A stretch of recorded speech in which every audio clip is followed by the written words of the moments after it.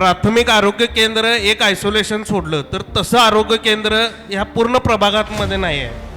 कोल्हापूरची हद्दवाढ झाली तर आणि मोठ्या प्रमाणात कोल्हापूरसाठी निधी येईल आणि यातनं कोल्हापूरचा चांगल्या प्रकारे विकास करता येईल.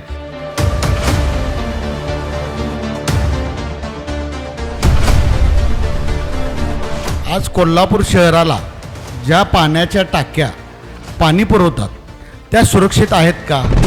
ओपन जिम, महिलांसाठी ओपन जिम असू दे, वॉकिंग ट्रॅक, हे आता प्रभाग तुम्ही 13 मध्ये बघितलं तर कुठंच नाही. कोण बी सांगू दे कुठं आहे काय. प्रशासकापेक्षा नगरसेवक असणं गरजेचं आहे.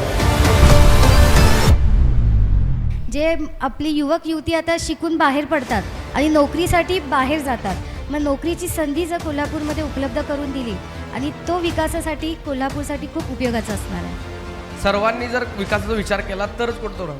तू मी माझं तुझं जर करत असेल तर इथं काय होणार नाही.